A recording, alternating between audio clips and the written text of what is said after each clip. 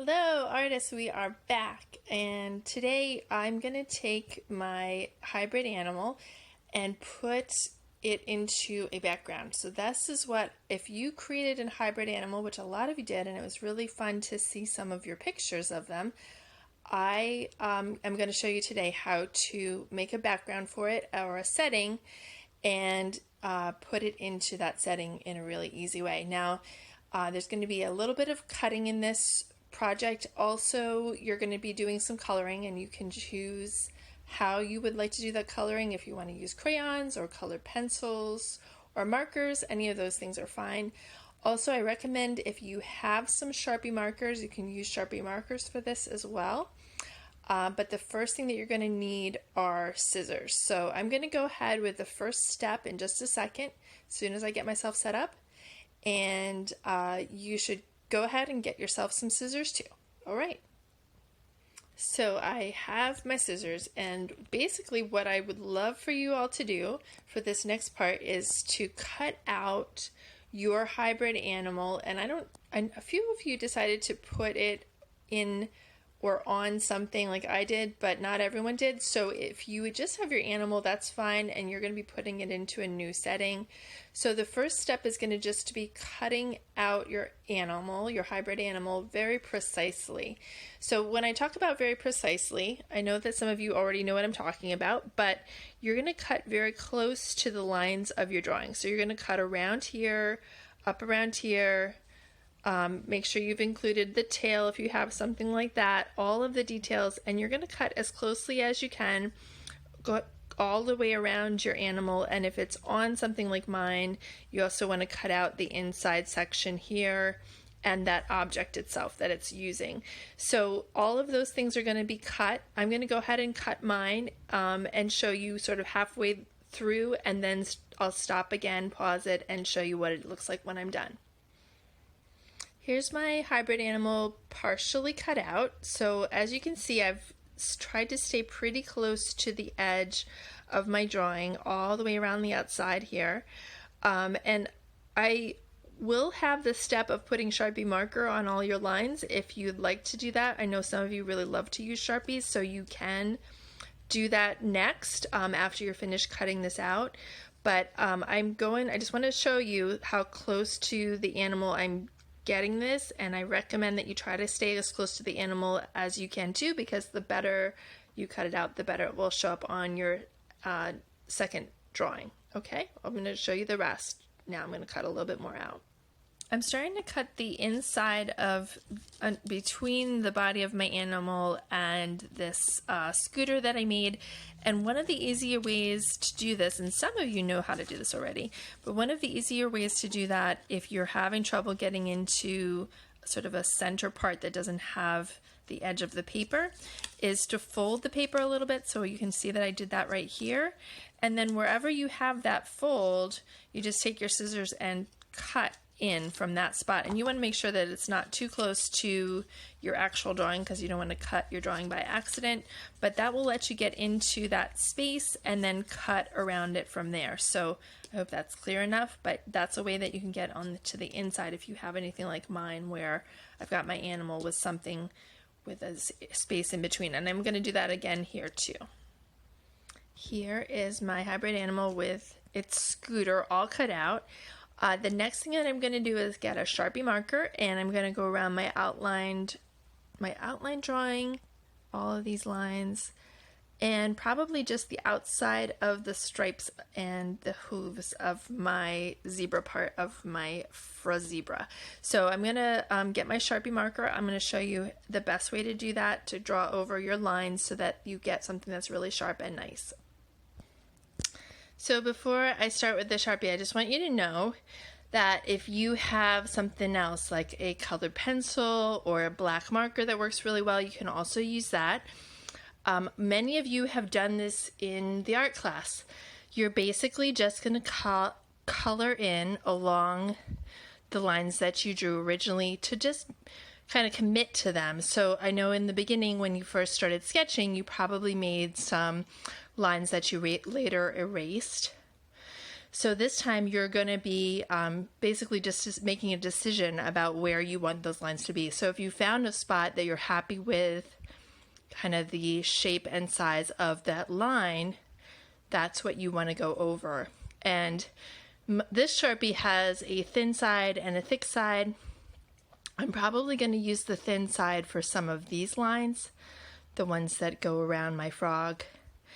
And I might use the thick one for the outside lines. And you could decide, some of you might like to do thin lines, you might like to do thick lines. It's completely up to you if you have a Sharpie that's thin or thick, or if you have a marker that's thin or thick, you can make a darker line just by pressing harder, or make a thinner line by pressing a little bit later. Okay, so I'm going to go ahead and start that, and we'll come back.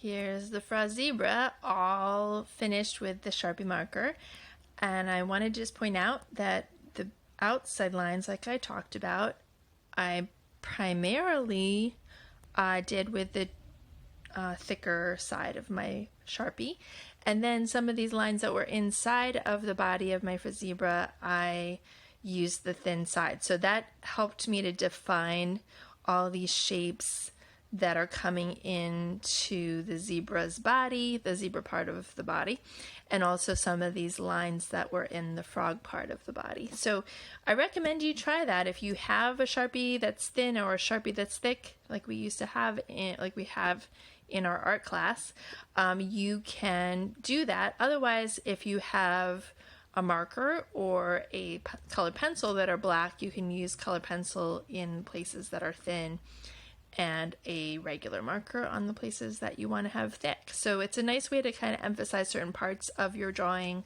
and also to show details. So the next part that I'm going to do for this guy is add some color. Now, some of you, I noticed when you sent me your pictures, you already added color, which is great.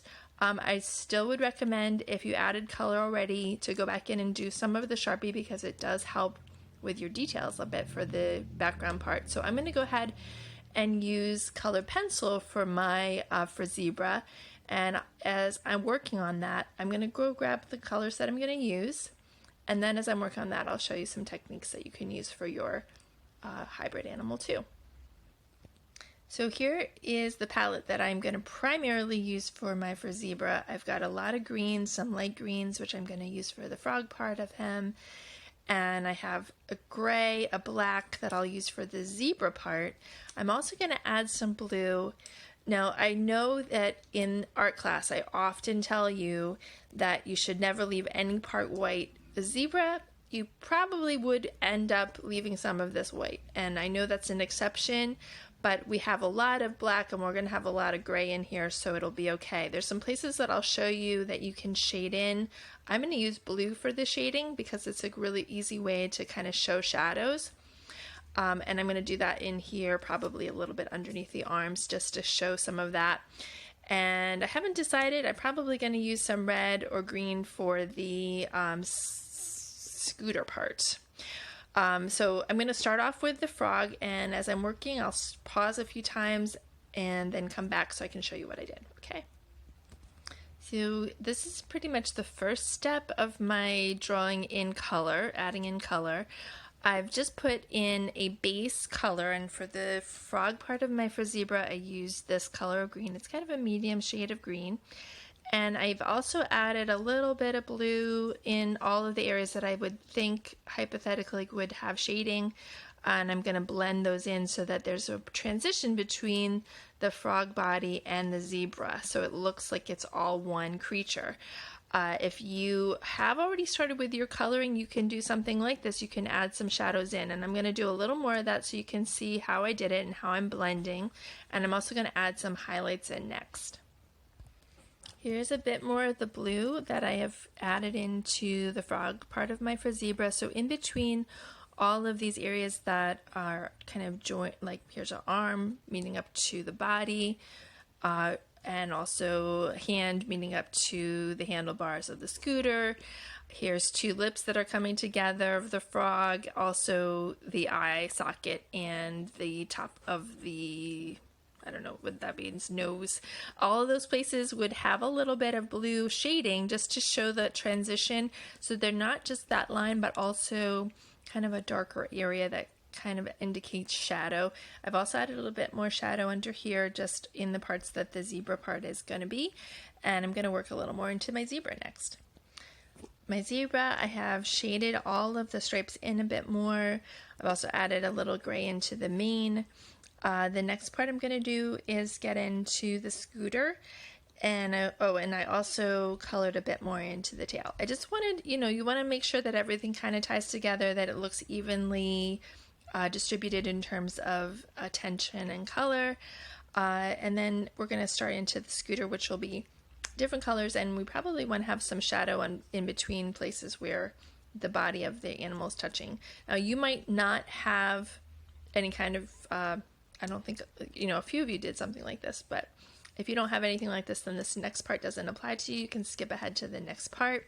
If you do have something like this, I just wanted to say too that you can use crayons, markers, any other kind of materials to get some of this shading in, and just looking really carefully at how things kind of match up to each other is what you want to do.